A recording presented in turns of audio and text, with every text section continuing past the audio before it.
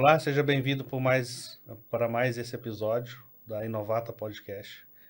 Hoje nós estamos aqui com uma presença muito especial, um grande amigo, irmão meu, né? Nós estudamos juntos no ensino médio, passamos por algumas dificuldades juntos. Eu quase convenci ele de virar engenheiro, Foi pouco, hein, foi Eduardo? por pouco. E hoje nós estamos aqui com o Dr. Fernando Prudente, né? Obrigado, Fernando, por aceitar esse convite. O Fernando, ele, além de ser médico, ele é também empresário, sofreu aí alguns percalços, algumas dificuldades nesse mundo de empreendedor, que não é fácil, todos nós sabemos as grandes dificuldades que o empreendedor no Brasil passa, né? E então vamos falar um pouco sobre alguns desafios, alguns insights. Acredito que vai ser uma conversa muito produtiva para todos nós. Então, Fernando, começa aí contando um pouquinho da sua trajetória, né? Como é que você entrou no mundo dos negócios, né? Foi para medicina, quase virou engenheiro. Conta um pouquinho aí para o pessoal te conhecer um pouco. Maravilha, prazer aí, Eduardo. Brigadão pelo convite. Estou muito satisfeito de estar aqui hoje para falar de duas coisas que eu gosto muito, né? Acho que acaba a gente falando um pouco sobre saúde e sobre o principal, sobre gestão, empreendedorismo, saiu, sobre começar essa vida empresarial. São dois assuntos que eu gosto muito, então é um prazer estar aqui, você como amigo meu, né, igual você falou aí, desde do ensino médio. Então é mais gratificante estar aqui com você, poder falar de dois assuntos que eu gosto bastante. Maravilha. Essa ideia, né, vamos começar lá do começo, né, eu sempre fui muito ativo, né, Super ativo. super ativo, né, tem até o diagnóstico de TDAH, né, então a mente que pensa muito. Minha mãe conta que eu, com 8 anos de idade, virei para ela e perguntei: mãe, como é que faz para a gente não dormir? Não queria. Ela, como assim não dormir, meu filho? É É uma porque perca de tempo. se eu não dormir, eu vou ter duas vidas. E eu acho que isso resume bem essa minha história, né? Essa minha escolha por medicina. Eu reprovei no meu primeiro vestibular e acabei passando para engenharia física. Você já estava lá, eu cheguei a ir lá para a UFSCar, sempre gostei muito de matemáticas e exatas. Chegou a assistir algumas aulas. Cheguei a assistir algumas aulas, cheguei para algumas festas lá, né, Eduardo? Em off, viu? Você corta isso aí, pelo amor de Deus. E aí, mas sempre quis fazer medicina, aí falou mais alto, voltei, fiz mais 6 meses de cursinho e acabei passando para medicina. Bom demais. E essa é a minha inquietude. Então, terminei a medicina, optei por ortopedia, gosto muito do que eu faço, sou muito realizado com o que eu faço. E é um caminho longo, né? Esse que você escolheu. É grande, de muito estudo, muito árduo, né? Muito trabalho, né? Então, medicina são 6 anos, depois mais 3 anos de ortopedia, A mais residência. 1 ano de subespecialidade, então aí 4 anos de subespecialidade, E que é não a é você residência. terminar a graduação e ir direto, né, para a especialização. Não é tão simples assim, né? Tem Você uma tem que prestar grande uma barreira. prova, né, na verdade, então tudo é muito difícil, né, 6 anos de muito estudo, a medicina geralmente é um curso que dificilmente você consegue fazer ele trabalhar, então se a gente coloca no mercado de trabalho já mais velho, né, um curso que é difícil a entrada, então você já entra para o curso com idade maior, depois você faz mais 6 anos, depois mais 4 anos de subespecialidade, então vai te colocar no mercado aí, geralmente já com quase 30 anos, 32 anos aí que você vai começar a trabalhar e ganhar dinheiro. E o médico tem essa questão que a gente havia conversado, o que ele vende? Ele vende a sua hora de trabalho. Então, o dinheiro que eu ganho é o dinheiro que eu trabalho, né? Se eu não trabalhei, se eu adoeci, ou se lá na frente Ele é a gente autônomo, quer né? aposentar, né? Se a gente deixar de trabalhar, a gente não vai estar ganhando seu dinheiro, né? A gente vende a hora trabalhada. Então, é um trabalho quase que braçal, né? Um trabalho intelectual, mas é lá. Se eu não estou sentado no meu consultório, eu Depende não da estou sua. ganhando dinheiro, né? E nessa ideia de você ter uma fonte de renda alternativa, né? E a fonte de renda que, teoricamente, você não precisasse trabalhar, foi que eu entrei para esse mundo do Empreendedorismo. empreendedorismo, de montar um negócio, né, de montar uma fonte de renda, né? E no começo eu achava que ser empresário, né, era quase que uma fonte de renda passiva, que você precisava trabalhar pouco, né? Que você ia pegar o telefone de vez em quando, ia ligar, ia mandar aí em meia dúzia de funcionários e pronto, né? A fonte de renda ia entrando, que era quase que uma fonte de renda passiva, né? Que é aquele dinheiro que você está lá e que você ganha sem precisar trabalhar. E aí foi uma doce e triste ilusão, né? Você descobre que a vida do empresário é você matar um leão por dia, né? Principalmente no Brasil, que tem várias dificuldades.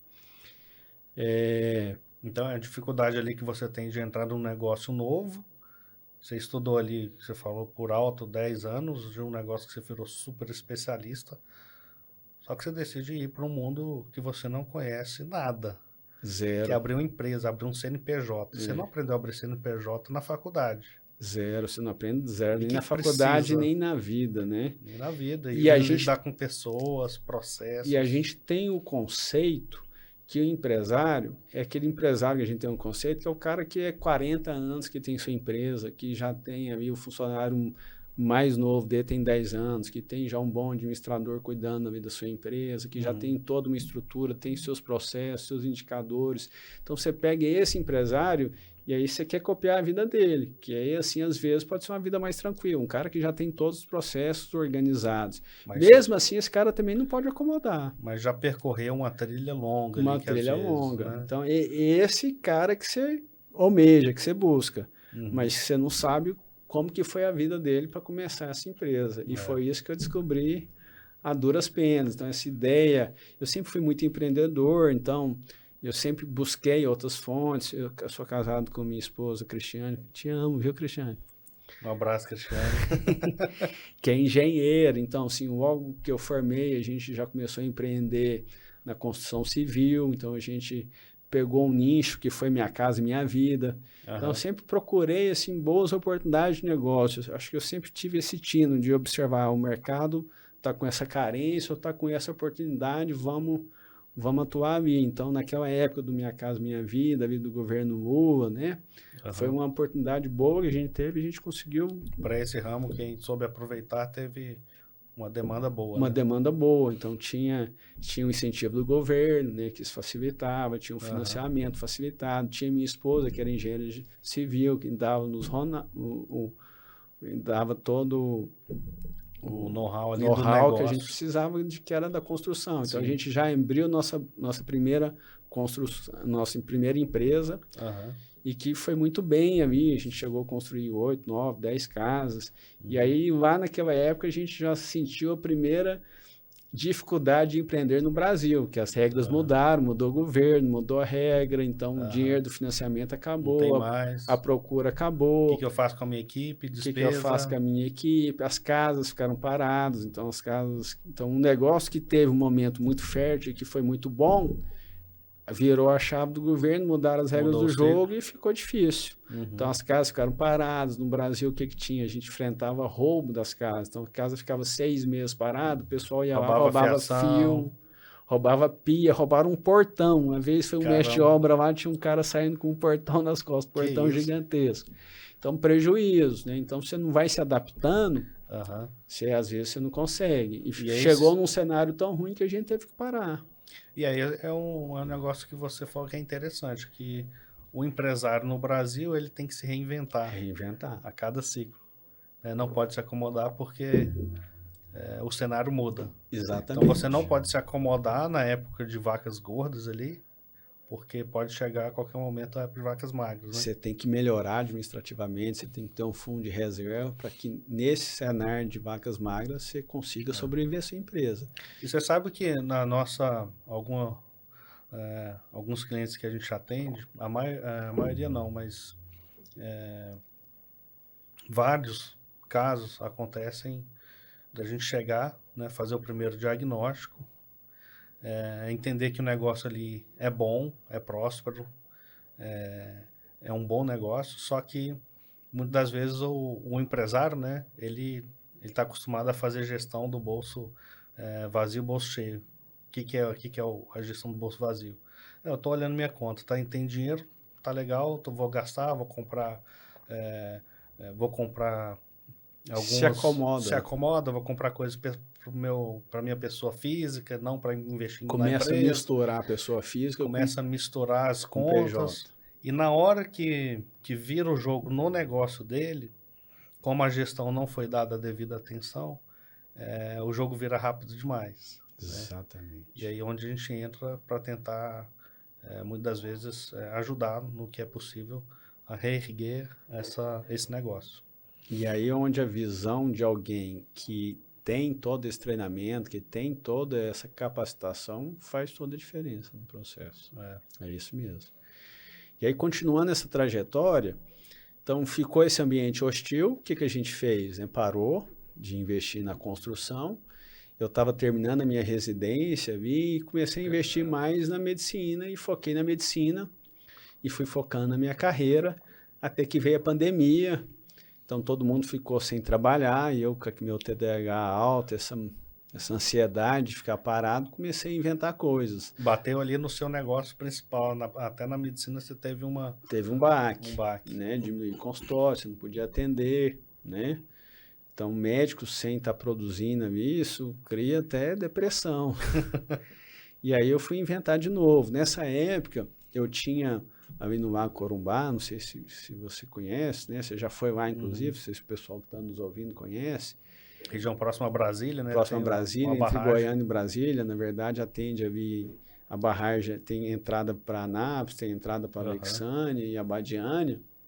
Eu já tinha uma casa de veraneio lá. E essa casa é para lazer, então, assim, teoricamente só dava uma despesa boa, né? Porque é onde eu aproveitava e tinha meu lazer, mas não tinha uma renda. E aí na pandemia, no auge da pandemia, quando pediu para poder todo mundo ficar em casa, a gente foi com toda a minha família, pai, mãe, tio, os idosos da família, para essa casa. Uma experiência bem legal de colônia de férias lá, casa grande, 5 suítes. E a gente ficou lá uns 15, 20 dias. Eu voltei um pouco mais cedo, depois desses 20 dias para trabalhar, porque já conseguia atender um consultório, mas aí os mais velhos continuavam lá, eu ficava aí no final de semana só. E nisso eu vi que um vizinho do lado, que tinha mudado para os Estados Unidos, a casa estava fechada, começou a alugar essa casa por temporada pelo Airbnb. Opa, e aí... Oportunidade. Os parentes meus estavam lá, falaram, Fernando, é um trem de louco. O cara chega na segunda, vai embora na quinta, chega outro na sexta e vai embora no domingo. Então a casa gira... A casa gira 24 horas, né? 7 dias da semana, 4 semanas do mês. Opa, oportunidade. Eu estou aqui parado, o que eu vou fazer? Vamos organizar isso. Logo em seguida, minha família, uma tia minha pegou Covid, acabou passando Covid para todo mundo, teve todo mundo vir para Goiânia. Eu já organizei esse projeto, fiz algumas readaptações da casa, já umas melhorias da casa, coloquei ar-condicionado nos quartos todos, não tinha, algumas coisas que são interessantes para poder alugar, e comecei a alugar, né? Virei empresário de novo lá.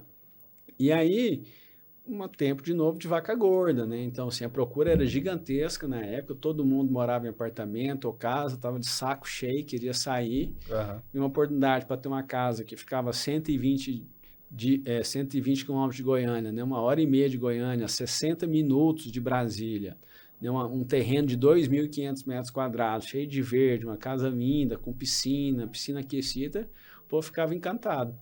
Então, a procura era gigantesca, a oferta na época era muito ruim, então foi um negócio altamente lucrativo, né? Que é aquilo que a gente falou, vacas gordas, né? Então, de novo, não precisava de muita gestão ali para dar Zero lucro. gestão. Né, gero gestão. A Airbnb já tinha uma plataforma digital que já organizava bastante.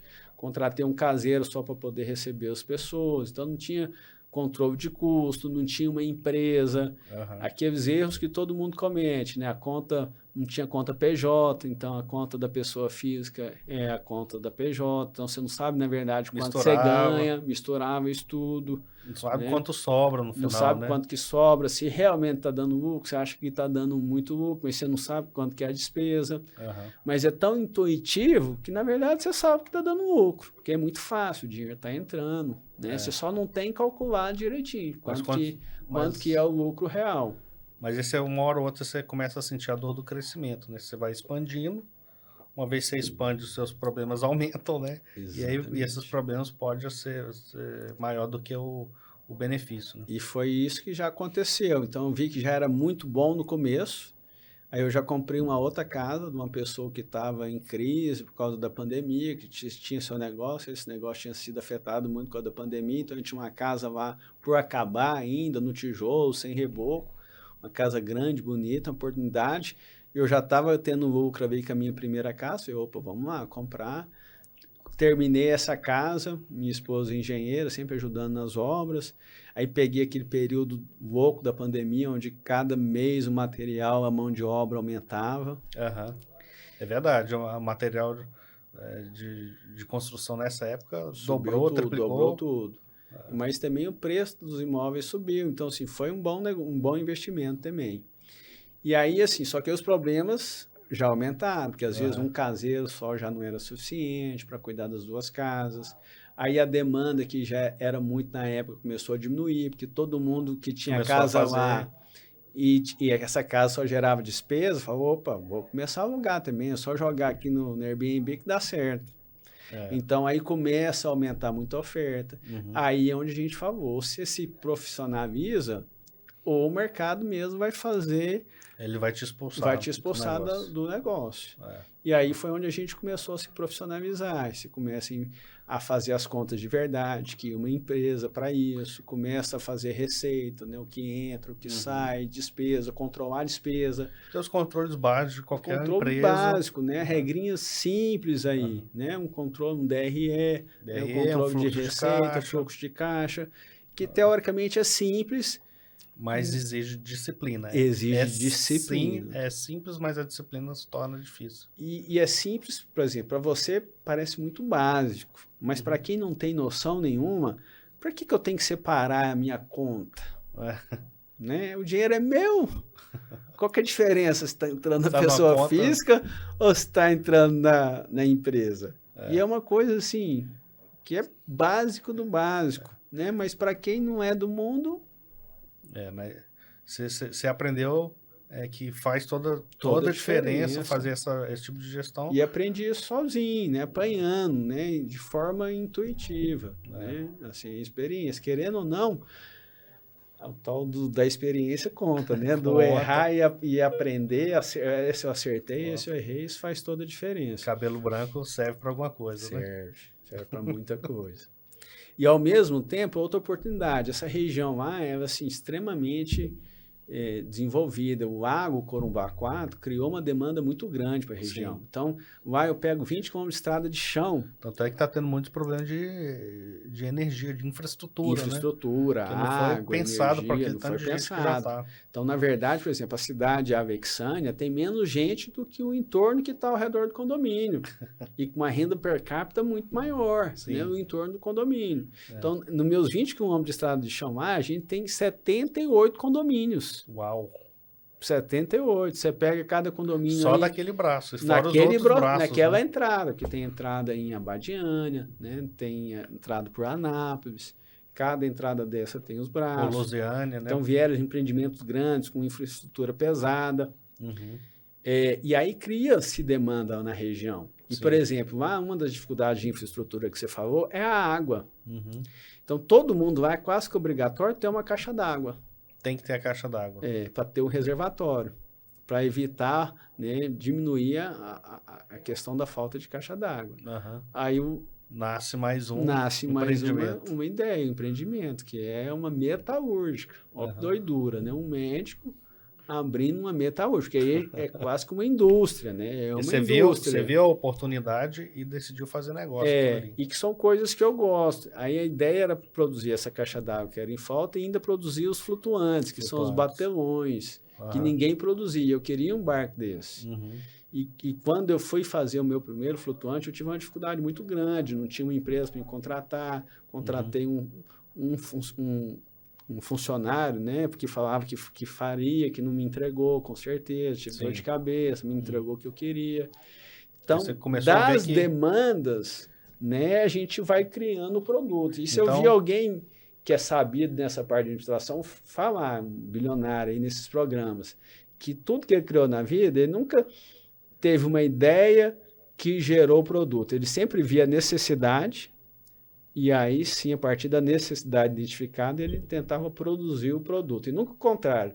Ele falava que nunca eu criei um produto e aí eu ia atrás de mercado para ele. Via a necessidade primeiro. E eu via o mercado, e aí depois eu criava esse E aí produto. quando você entrou mercado. Nesse negócio de metalúrgica, então você conheceu uma segunda dificuldade, né? Porque a primeira é fazer gestão financeira sua ali, separar pessoa física e pessoa jurídica, e agora você começou a ter funcionários. Aí e aí onde lidar é com o pessoas. grande problema, cara. Então, Cuidar e gerir pessoas. Aí você tem que começar a criar processos, indicadores, e aí começar a criar estrutura para cobrar dessas pessoas. Aí onde o buraco ficou grande. Aí onde eu falo que eu estraguei minha vida.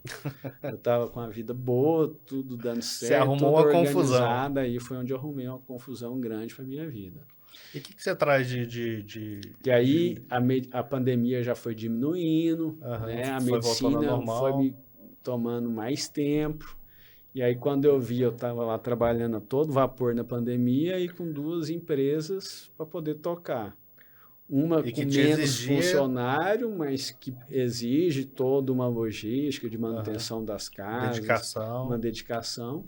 E a outra empresa, que aí sim, gerir pessoas, né? Amplifica muito isso aí. Processo, gerir estoque. Né?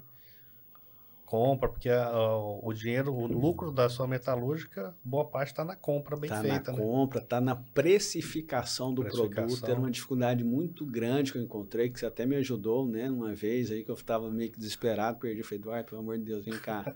Me dá uma luz aqui, me ajuda a achar o preço do meu produto para que eu tenha lucro, né? Não adianta a gente trabalhar. E aí, nesse ramo que você entrou, né? Você falou mais cedo, você podia repetir para o pessoal, sobre a dificuldade da concorrência desleal, né? Não é só nesse ramo, mas nesse ramo é muito forte, né? Então, aí assim, são várias dificuldades, né? Que a gente foi tendo aí, essa questão de gerir pessoas, de processo, de precificar seu produto. Então, assim, como que você vai precificar seu produto? Primeiramente, sabendo o custo do seu produto. Exatamente. Né? Então, a primeira coisa, eu tenho que saber o custo na ponta do lápis ali do seu produto.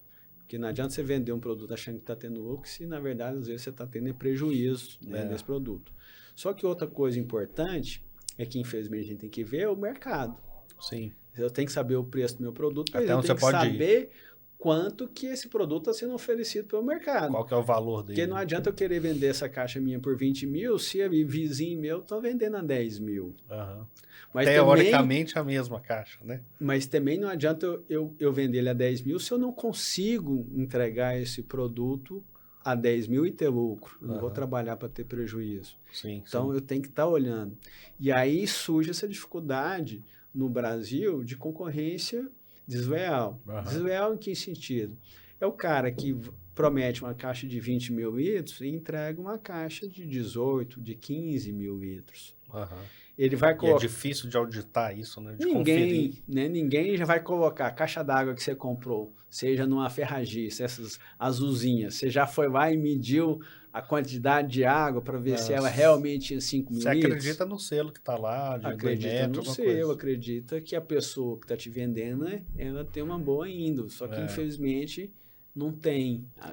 Algumas vezes, infelizmente, não tem. No Brasil, a gente tem uma cultura ainda muito pobre nesse sentido. Né? E o material utilizado, Outra coisa é isso. Lá no contrato, ele vai ter uma espessura dessa chapa. Então, ele vai falar que a caixa dele tem capacidade para 20 mil litros e que é fabricada numa espessura tal.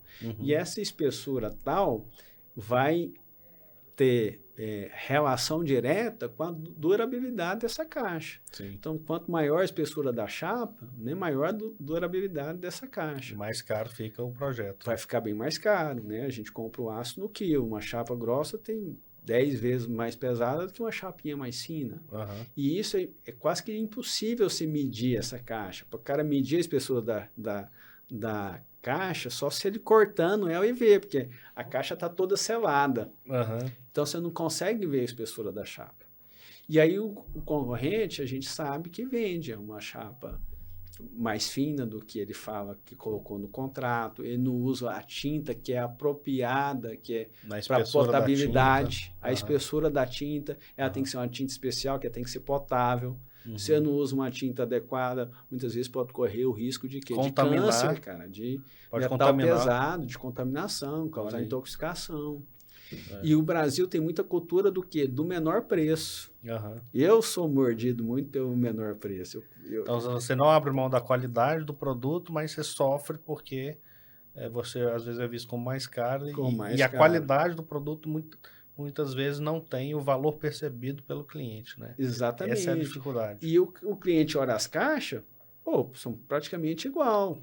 Por fora, parece. Por fora, né? Aqui é ditado, por fora... belo pão, né? Belo bolo, por dentro só o bolor, né? Então é isso. Você olha, as caixas são parecidas. E o Brasil tem essa cultura do menor preço. Sim, sim. Tem 2 produtos lá, eu vou no menor preço. Eu não vejo a reputação você tem que saber, da empresa. Eu não vejo quanto tempo que ela está no mercado, né? Na medicina, a gente tem muito isso. Você tem que saber vender o produto, né? Na medicina, mesmo você estando envolvendo a saúde, muitas vezes o paciente vai naquele médico que é menor consulta, que foi o menor preço da cirurgia. Então, se na sua saúde, muitas vezes você ainda procura o menor preço, então a gente tem muito essa cultura, né? Hoje está mudando, hoje tem muita questão de prova social, né? Da pessoa comprar após ter alguma recomendação. Sim. Né? Então, mas a gente tem essa dificuldade grande. Então, assim... foram experiências boas, mas que foram bem sofridas. Bem traumáticas. Bem traumáticas. E como é que você pega essas experiências, né, do mundo empresarial e como é que você está aprendendo com elas e aplicando esses conceitos na medicina? Então, esse eu acho que é o melhor benefício e aprendizado que eu trago de estudo. Se eu fosse voltar lá atrás, quando eu fui abrir essas casas de aluguel por temporada, essa empresa, e perguntar, Fernando, pelo dinheiro que você ganhou nessas casas, ou pelo dinheiro que você ganhou nessa fábrica, você faria tudo de novo? Eu acho que não, porque a medicina, teoricamente, me paga bem. Mas, tirando só a questão do dinheiro, ficou um aprendizado muito grande, que é essa questão tem o seu valor, de gestão administrativa. Que isso eu acho que é um trem que é um valor, assim, imensurável, cara. E aí a gente leva essa gestão empresarial para a medicina, que é o meu principal ganha-pão, que é a principal coisa que eu gosto de fazer. E não só para a medicina, cara. Você começa a ter uma gestão da sua vida, né? Da sua casa, né? Muitas das vezes a gente não consegue gerir a nossa casa, né? A gente não consegue gerir a entrada e a saída da nossa casa, né? As contas da nossa casa. Então, assim, eu acho que o mais legal que eu tirei dessa história, começou lá na construção civil, passou para as casas de temporadas e na metalúrgica, foi aprender um pouco de gestão, de administração, e agora colocar isso em prática na medicina, né? A medicina como uma empresa. Eu falo que hoje minha pessoa médica é uma empresa, Dr. Fernando Prudente, que inclusive eu tenho, né, que chama Ombro Amigo, né? Minha especialista ortopedia, especialista de ombro. O nome tá da lá minha no Instagram, empresa, tá todo o logo. tem lá. Então, começa a investir em marketing, né? Em tudo isso, em gestão, em processo. Então, assim, o que melhor, que de mais importante eu trago dessa experiência foi poder trazer isso para a minha vida e para a minha principal atividade como médico. Costumo falar que médico vende a hora trabalhada, né? E antigamente o médico ganhava uma hora trabalhada relativamente boa e a oferta de emprego para o médico era muito grande. Era muito alta, né? Então o médico sempre foi um péssimo gestor, porque para você gerir qualquer coisa você tem que parar e pensar sobre a gestão. De novo, a gestão no bolso cheio. Quando estava com o bolso cheio, assim, estava sendo bem rentável e tudo mais, o médico não se importava tanto com a gestão do seu negócio. Na verdade, se importava zero. Zero. E ainda o médico existe essa cultura, né? É de natureza um péssimo gestor. Dá um exemplo simples. de 90% dos médicos, eles não têm controle do que eles recebem no plano de saúde. Então, o médico não vai lá de consulta e fala versus... assim, eu atendi 200 consultas esse mês. Será que eu recebi do plano de saúde essas 200 consultas? 90% não vai saber, não confere. E tem muita diferença? Muita, gigantesca. Quando você vai auditar na ponta do lápis? Gigantesca. E é comum essa glosa, falha. Procedimento que você fez não recebeu. Uhum. Por quê? Porque o médico ele não tinha tempo. Então, a oferta de emprego era muito grande. Então, ele fala, vou tirar um dia para me conferir isso? Não, porque esse meu dia é caro. Em vez de eu tirar esse dia, eu vou trabalhar nesse dia e eu vou acabar que eu vou ganhar mais do que o prejuízo que eu estou tomando. Do que o prejuízo que eu estou tomando. Uhum. E nessa brincadeira ele fazia zero gestão. Uhum. Olha a lógica. Só que as coisas começaram a mudar. A oferta de medicina está gigantesca, as faculdades particulares. Todo lugar tem faculdade, Toda né? faculdade tem medicina. A proporção médico por habitante hoje ela é muito alta, né? Uma das mais altas do mundo. Então, assim, isso tem mudado com uma velocidade muito grande e tem piorado. Gestão PT, que a tendência é abrir cada vez mais faculdades de medicina. Então, isso, com o aumento da oferta, o que vai acontecer? Vai diminuir aí E aí vai aparecer mais e mais necessidade para melhorar a gestão a hora do trabalhada. negócio. E aí, às vezes, a gente, igual eu falei, médico não tinha dificuldade de arrumar emprego. Então, recém-formado, não precisava ser subespecialista, não precisava ter residência, ele saía da faculdade com a agenda lotada. Ele saía lá ganhando 40, 50 mil, isso há um tempo atrás. Então, ele não tinha dificuldade em arrumar emprego. Hoje, não. O médico, a hora trabalhada dele está ficando cada vez mais barata e começa a se faltar emprego. Aí ele tem que começar a investir na sua carreira. Tem que fazer gestão da sua carreira. Então, aqueles pilares, aquelas dificuldades que você sofreu lá atrás nas empresas de gestão financeira, processos bem definidos, gestão de pessoas do seu time e o foco no seu cliente, porque o paciente é um cliente seu, né? E tem um pós-venda dele também, você tem que ter um acompanhamento. Então, isso tudo é que a gente não fazia nada e agora eu consigo fazer isso tudo das experiências que eu trouxe lá das minhas empresas. E assim, hoje também tem como é um mercado em expansão, esse de treinar médico. A ser empresários. A ser empresários, a gerir a sua carreira. Sim. Então, hoje está tendo uma oferta muito grande, né? O médico está ficando sem emprego, então ele está sendo obrigado a especializar a sua carreira.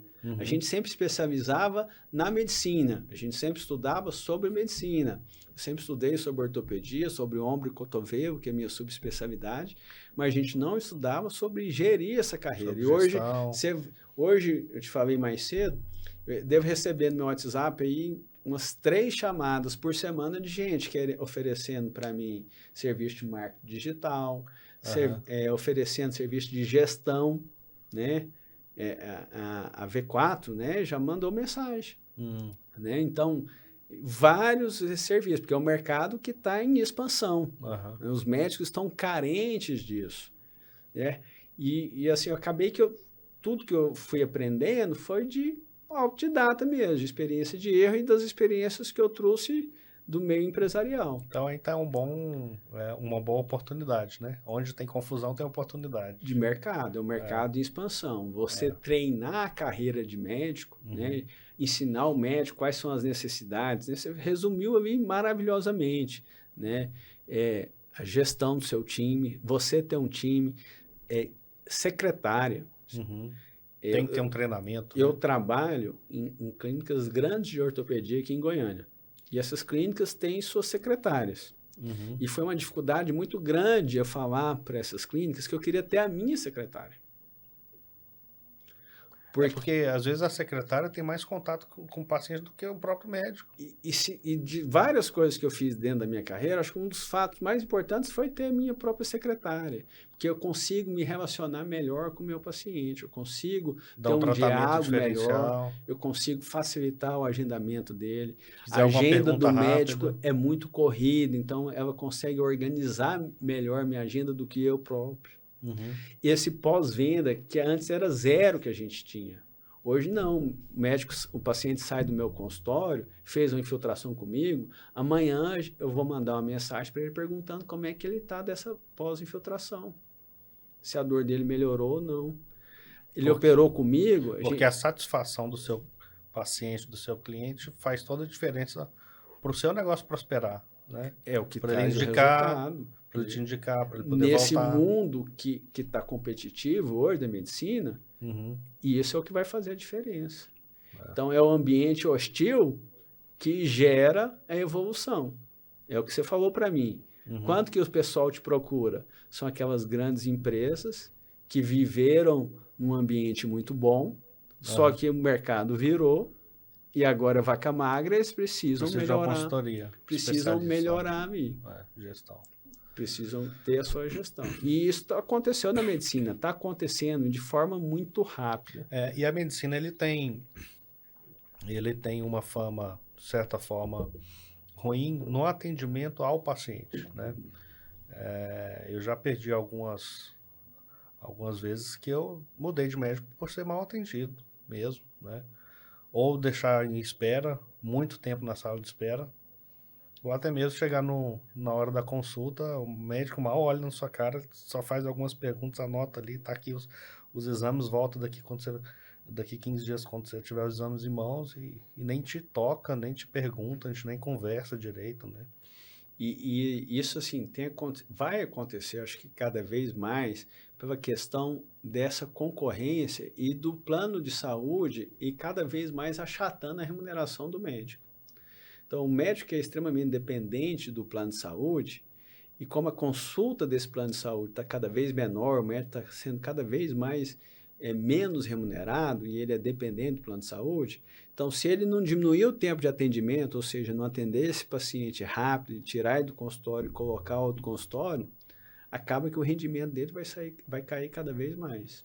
Então o médico que não conseguir se capacitar, entender que esse mercado de plano de saúde está cada vez mais falido, onde ele exige que você atenda cada vez mais pacientes no menor tempo para te pagar menos. Tá virando um negócio fast food mesmo. Fast food. Qual que é o seu pedido? Dor no ombro? Toma a ressonância do ombro, vai lá fazer, depois você traz para mim. Tem inflamado, toma um anti-inflamatório. Consulta de 5 minutos. Isso não levou ninguém a lugar nenhum. Esse paciente às vezes melhora a dor naquele momento, mas a dor acabou, o remédio vai voltar. Você não ataca o que está causando a origem do problema. E outra, você não convenceu. Toda consulta, na verdade, é uma venda que você tem que fazer para esse paciente. Você tem que convencer, né? Você tem que convencer ele que esse é o melhor tratamento. E na medicina, dificilmente existe soluções milagrosas. Uma solução, não é ciência exata, né? Toma esse remédio aqui que pronto, acabou seus problemas. Faz essa injeção no seu ombro que pronto, você sai. Tanto é que você vai em alguns médicos diferentes para o mesmo problema e cada um pode te dar uma solução alternativa diferente. Então, a maioria das verdadeiras soluções passam por mudança de estilo de vida, por uma atividade física, por mudanças de hábitos. E isso é difícil. Então, você não tem que só prescrever isso para o paciente, você tem que convencer.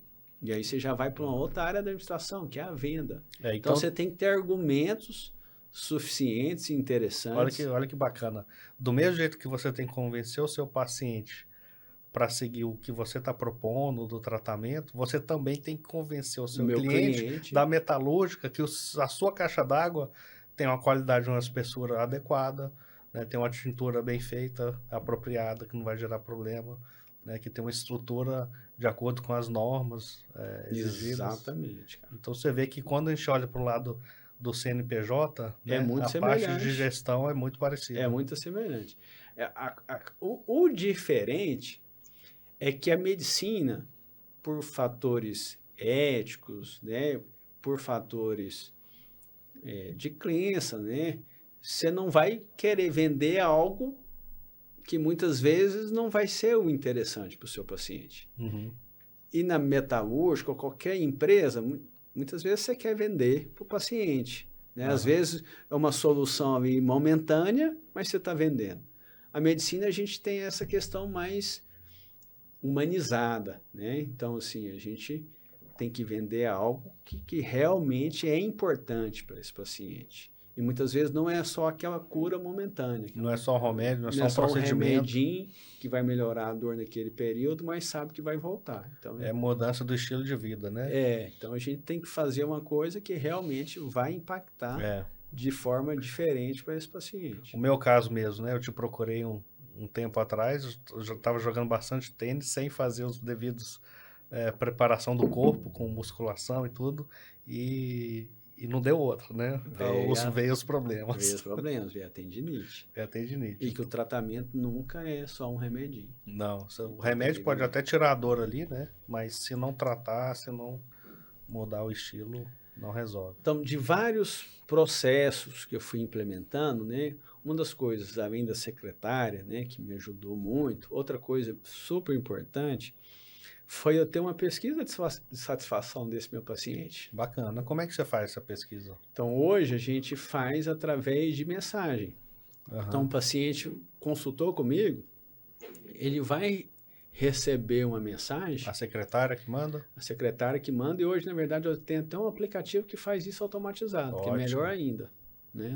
Eu tiro a pessoa. Automatiza. Então, eu sei que isso vai acontecer. Então, o paciente, ele saiu da consulta comigo, ele recebe uma mensagem via WhatsApp, podendo me elogiar, podendo me avaliar. Né? Um NPS ali. Eu coloco aqui uma nota de 0 a 10 ou de 0 a 5? Ele tem estrelas, são 5 estrelas. 5 estrelas é o melhor, 0 estrela é o pior, 1 estrela, né? Gradação. E a opção ainda é de comentar sobre qual foi o ponto positivo ou qual foi o ponto negativo. As oportunidades. E, cara, eu melhorei demais como médico com isso aí. Que você escuta, né? Você começa a escutar, você começa a ouvir qual que é a dor do seu paciente. A dor era essa, que às vezes minha consulta estava sendo muito rápida. Então você está ouvindo a experiência e está preocupado com a experiência do seu paciente. Desse paciente. A experiência desse paciente. Quais são as dores que ele estava tendo? Hoje ainda, e é uma questão muito difícil de resolver, mas eu trabalho cada dia mais para resolver, essa questão de tempo de espera. Então hoje é um excelente indicador, né? As principais queixas que eu ainda tenho, algumas assim esporádicas, é a questão de tempo de espera. Que, querendo ou não, a gente conta com muitos imprevistos. Né? Então, tem algum paciente que é um paciente cirúrgico, tem um paciente que foi alguma complicação, né, que teve, ou algum procedimento que demorou mais. Então, acaba, às vezes, saindo do controle nosso. E ainda acaba tendo, às vezes, essas queixas pontuais. Tem as faltas dos próprios pacientes, né, que combina e não vai. E que tem a dificuldade, isso que atrapalha a formulação desse tempo de espera. Né? Mas com esse feedback do paciente, sabendo quais são as dores, sabendo quais são as dificuldades, eu melhorei muito como médico. Assim, a questão de gastar mais tempo na consulta, né? A questão da gente examinar, eu falo isso para todo mundo. Cara, você foi no médico, ele não te pôs a mão, né? Tem alguma coisa errada. Ele não te olhou, ele não encostou no C, não pediu para te movimentar, principalmente no ortopedista, né? Nos outros também não te examinou, não colocou o esteto. Não vai nele, não está certo. Né? É o básico, né? Ele tem que te dar atenção. Um atendimento humanizado. E aí, assim, com esses feedbacks, né, a gente tem até um nome chique para isso, a prova social, né? A gente, além de captar o que eu preciso melhorar, eu ainda tive essa prova social.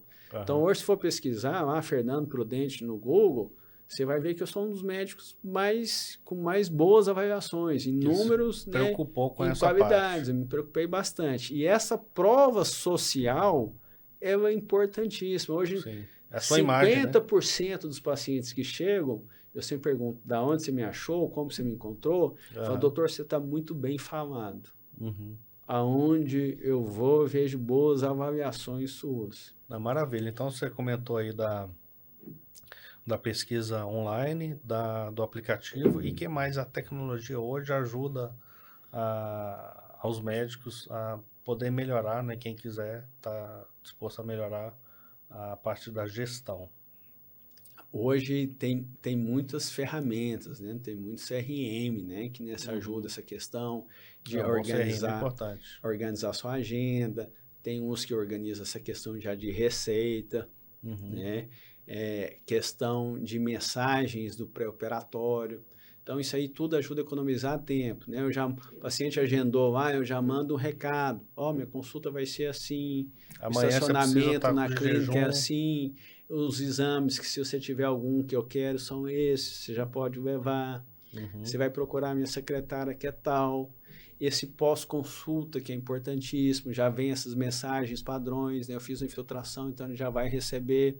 Então, a gente tem esses mecanismos de automatização. E isso é Legal. muito novo na medicina, são poucas pessoas que usam e que está evoluindo. É um mercado também em expansão. Sim, sim. Esses programas de prontuários, né? Então já tem alguns prontuários que já faz toda essa gestão. Essa questão de gestão de faturamento, essas questões de mensagens padronizadas para melhorar, aproximar a gente do nosso paciente, né? E do pós-venda, da pós-consulta. Qual que foi a satisfação desse paciente ou o que esse paciente precisa seguir. É tão legal, né? Por exemplo, paciente com epicondilite. Aí, depois de um mês que ele consultou comigo, a gente vem uma mensagem para ele, agora já passou a fase de analgesia, ou seja, sua dor já deve ter melhorado, se não melhorou, retorne com a gente, se a dor melhorou, vamos para a segunda etapa, que é a etapa de fortalecimento. Você já cria uma árvore de decisões ali, Exatamente. Se acontecer isso, faz isso, se acontecer isso, faz assado. E isso o quê? Economiza nosso tempo. De novo, o médico vende tempo. Tudo que a Ganha gente produtividade consegue, no atendimento. Qualidade também, né? a gente consegue dar um atendimento com qualidade e, às vezes, conseguindo aumentar o volume. Sempre quando a gente pensa em qualidade, a gente pensa em quê? Em consultas mais demoradas, né? Mas muitas vezes com essas ferramentas a gente consegue dar um atendimento de muita boa qualidade, né? Uma qualidade excepcional e às vezes reduzindo um pouco esse tempo de consulta, porque a gente consegue automatizar. Isso nas empresas é o termo que a gente chama de produtividade, né? Fazer mais com o menor tempo possível sem abrir mão da qualidade. Exatamente. Então esse aí é o ponto que a administração sempre busca, né? E a gente está a todo instante, né, nos nossos clientes de consultoria, tentando buscar fazer mais, né, deixar a empresa mais rentável, porque a empresa ela sobrevive com lucro. E reduzir a despesa onde é possível, reduzir os excessos, né, porque uma empresa, quando ela é muito rica, você não se preocupa financeiramente, ela não se preocupa com os desperdícios, com os gastos. E somente quando vira alguns ciclos, né, igual você comentou aí contigo, mas é normal a empresa ter ciclos de alto e baixo, somente ela só vai se preocupar quando está no ciclo de baixa. E aí quando ela vai para melhorar os processos, ela vê quanto que ela perdeu para trás, que não tem jeito de voltar mais, né? Então, quanto que vale você realmente investir numa boa gestão financeira, gestão de processos, uma boa gestão com pessoas, que talvez é um dos maiores desafios. E qualquer tecnologia que você aplica hoje, você também precisa de pessoas, né? Vamos falar aí na sua área de inteligência artificial para fazer diagnóstico de medicina, que é um assunto ultra quente, que você não pode delegar isso para qualquer algoritmo, né? Tem que ter alguém por trás ali, com conhecimento técnico, conhecimento específico para até ir para ajustando a ferramenta à medida do possível. Exatamente, cara. Você resumiu tudo aí. E isso, cada vez mais, o médico hoje em dia que quer estar inserido no mercado de trabalho, né, quer atender bem seus clientes, quer muitas vezes, às vezes, sair dessa dependência do plano de saúde, ele está precisando disso, de melhorar aí a sua gestão, pensando em você como uma empresa médica. Bacana. E o que você fala aí, Fernando, para o para a nova geração que está chegando agora, né? Está se formando aí nos próximos semestres, da dificuldade que vai ter para poder gerir o seu negócio dentro da medicina, sabendo que ainda não tem, né, não tem ensinamentos aí sobre gestão de CNPJ. Na maioria das faculdades eu também não tive na engenharia, aprendi durante a carreira profissional, mas a geração nova agora tem outra cabeça, né? Muito mais digital, né? Como é que vai ser essa nova geração de médicos? Então, curiosamente, cara, já está acontecendo até agora o inverso. Olha que interessante. Esse povo já está chegando num mercado extremamente hostil, né? Que não se ganha mais aquela quantidade de dinheiro, que não tem aquela oferta de dinheiro. Não é abundante mais, não né? é abundante. Então, o que está acontecendo? Muitas vezes esse pessoal está indo para o caminho inverso.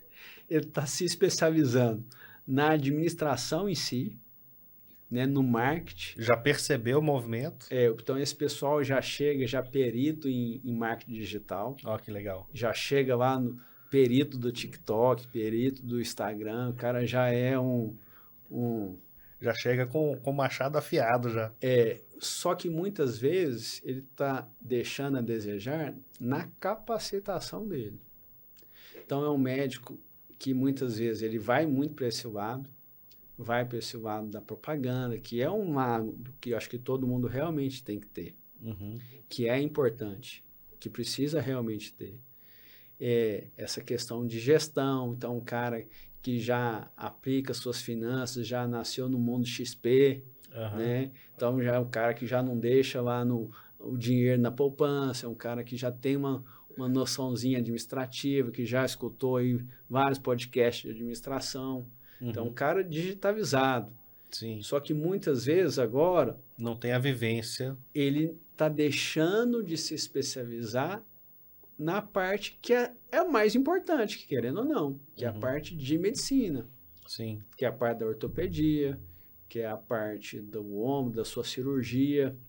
Mas muita gente não estão buscando, muitos recém-formados não estão buscando especializações, já está indo para a prática da profissão. Exatamente. Com a graduação. Tem acontecido isso. Os caras aprendem a vender, então começam a vender. O básico, né? Começam a vender o básico. Então, às vezes, ele foca numa área, né, que está muito em moda, nutrologia, né? Então, ele faz uma pós rápido, nada contra, né? Mas ele começa a focar mais nessa parte de venda, de administração, de como ter um consultório lucrativo e muitas vezes deixa de se especializar, que é no mais importante, que é num tratamento eficiente, numa técnica cirúrgica apurada. Isso lá na frente vai abrir uma lacuna. Vai abrir uma lacuna grande. Vai abrir uma lacuna grande. A gente vai ter doutores extremamente especializados em vendas, mas menos especializados em cuidar realmente do paciente. Das áreas específicas. Vai ser o inverso. Então, teoricamente, hoje a gente tem muito médico ultra especialista, mas muito ruim na gestão dos negócios. Na gestão dos negócios, na gestão do seu consultório. E aí, dificuldade, às vezes, até em tratar esse paciente também, porque se ele não sabe vender, se ele não sabe se comunicar com o paciente, às vezes ele sabe muito do conteúdo, mas não consegue passar isso para o paciente, não consegue convencer o paciente. Interessante. Porque você tratar é difícil. Cara, você já viu tanto que é difícil você tomar um remedinho no horário certo? Tomar um comprimido de 8 em 8 horas é uma tarefa difícil, você não colocar o celular para despertar, não se organizar. Então, se não tiver alguém te convencendo da importância de você seguir o passo a passo do tratamento, você não faz. É simples, mas exige a disciplina. Disciplina. Né? Então, o médico, não adianta ele ser só ultra especialista, ele tem que saber vender o que ele está passando, ele tem que se fazer entendido. Então, antigamente, hoje, a gente está na transição disso. A gente tem outros especialistas que tinham muita dificuldade em comunicação, em gerir sua carreira e se fazer acessível ao paciente. Essa geração nova virou a chave. São caras já que estão ligados no mundo digital, ligados em venda, ligados em marketing, com, acho que uma pitada de gestão, mas que não se preocupam tanto com a questão do que ele está entregando, da qualidade do que ele está integrando, né? Que é a parte de formação mesmo, a parte específica da medicina, desses 6 anos, desses 4 anos de residência. Hoje a gente está tendo muitas residências, mesmo com essa explosão de médicos formando, com vagas abertas. Que não está conseguindo O pessoal não está fechar. querendo fazer a residência mais, que ele já quer sair, já quer ir para o lado digital, já quer vender seu produto, tem aquela ansiedade. não quer se especializar naquilo que ele está... Então é um equilíbrio, né?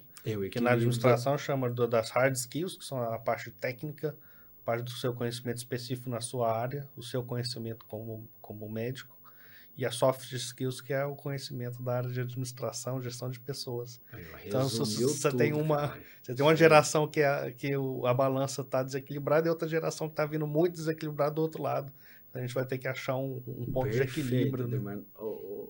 Eduardo, você falou uma coisa bonita agora. Viu? Vocês gravaram aí, ficou bonito esse resumo. Então, é isso.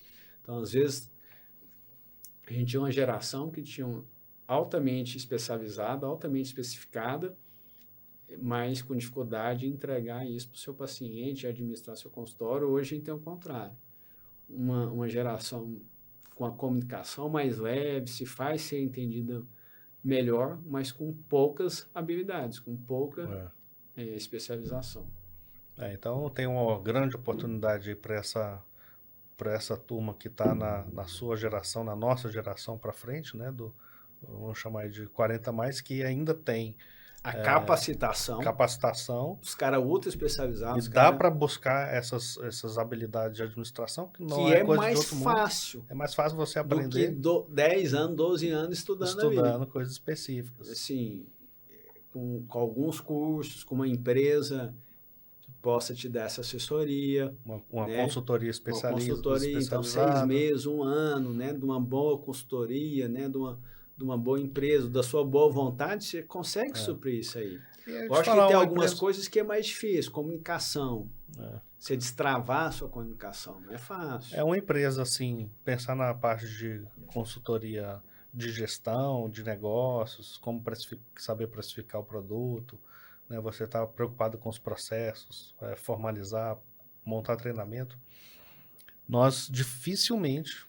não vou falar nunca, mas dificilmente nós ficamos mais do que 12 meses em um cliente para implementar isso tudo e deixar o conhecimento com os donos, com os sócios. Ele conseguir rodar sozinho. Para ele conseguir rodar sozinho, né? A consultoria você tem o papel dela, é importante, mas a importância é capacitar o empresário, né? Seja ele médico, seja um varejista, seja um dono de uma indústria, né? Com esses conceitos, eles são... na administração são conceitos chaves, são os conceitos estruturais ali que muda alguma coisa ou outra dependendo do ramo, mas na espinha dorsal ali é muito parecido, né? Então se for um negócio menor, 6 meses é mais do que suficiente para aplicar essas essa é a beleza da administração, da gestão.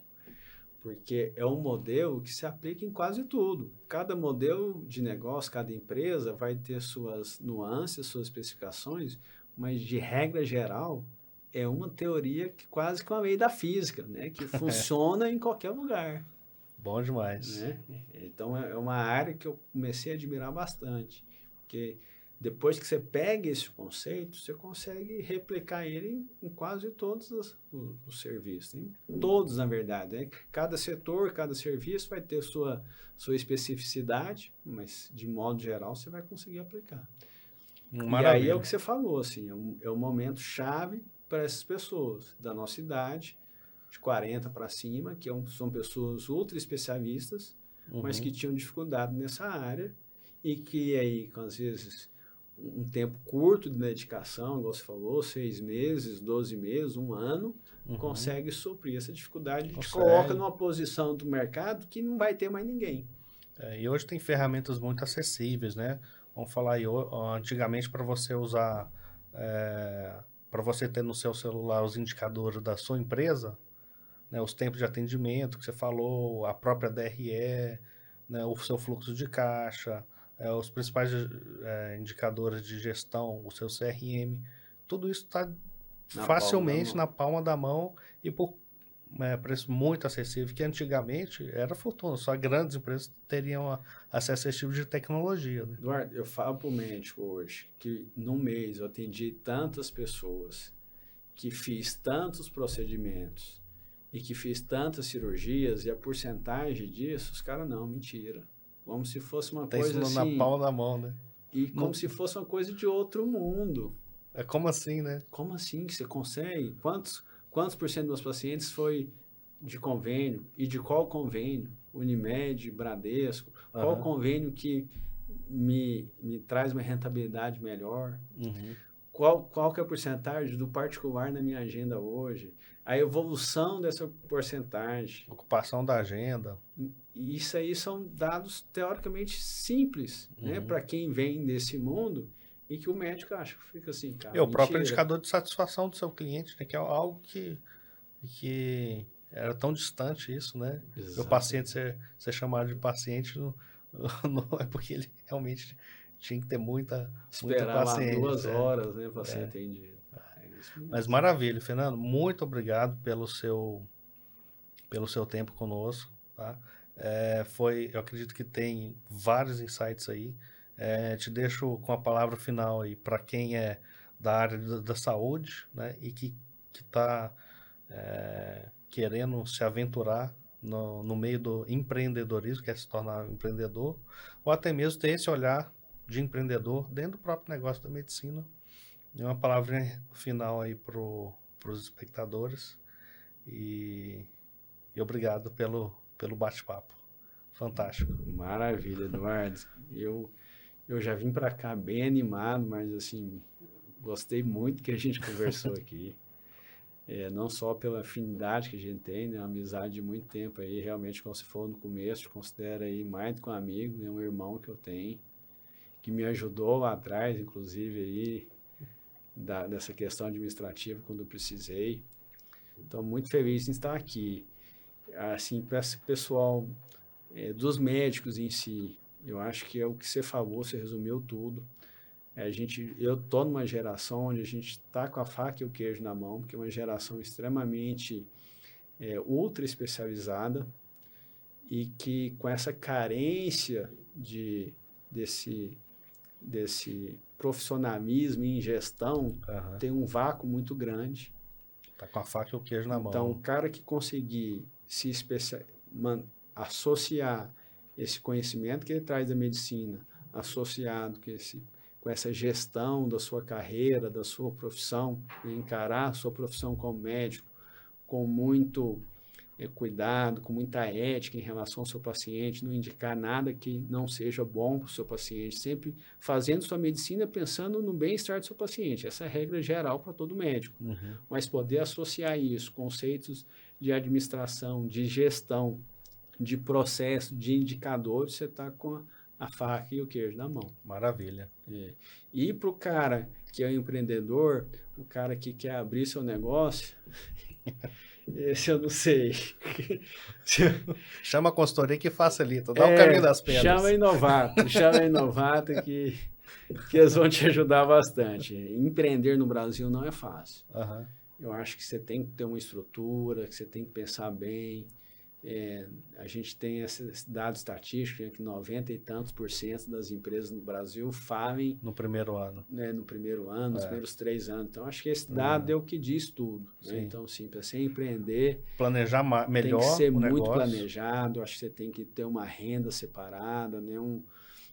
Um capital aí de retaguarda para os primeiros meses, para possíveis dificuldades que o meio Brasil, que o ambiente Brasil, né, tem a oferecer e acesso. E você Então, sabe assim, que em alguns casos já aconteceu, Fernando, de clientes nos procurar com a ideia do negócio em mente. Às vezes tem um esboço ali do plano de negócio, mas em alguns casos a gente tirou a ideia do empresário justamente por abrir os olhos dele, que ele estava vindo tão despreparado, né? Apesar de ter o capital ali na hora e tudo, mas ele está entrando num ramo tão despreparado, sem conhecer a fundo, de novo, processos, pessoas, tecnologia, né?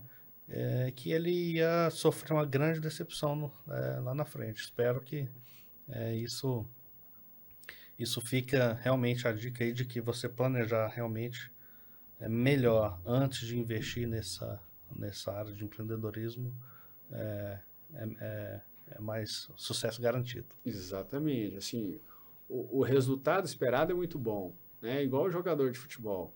Quando ele dá certo, é muito bom.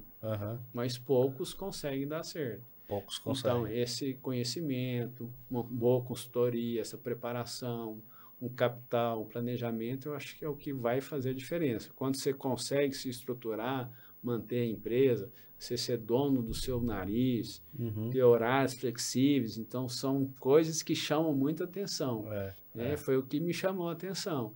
Tem a tal da renda passiva, que não tem nada de passivo, precisa de trabalho, né? Mas muito suor, né? É muito suor, é muito trabalho, mas você pensar no ambiente lá na frente, onde isso está bem organizado, bem estruturado, onde você começa a conseguir colocar funcionários importantes em lugares estratégicos para poder fazer o negócio consegue prosperar, essa roda rodar sozinha e você ficar mais ali direcionando a roda rodando sozinha, aí é tudo muito bom.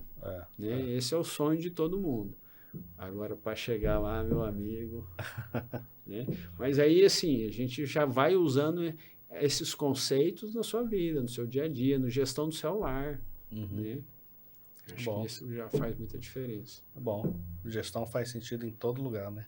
Exatamente, em todo lugar. Maravilha. Dentro da sua casa, inclusive. Obrigado. Valeu. Tamo junto. Até a próxima, pessoal. Até o próximo episódio. Certo.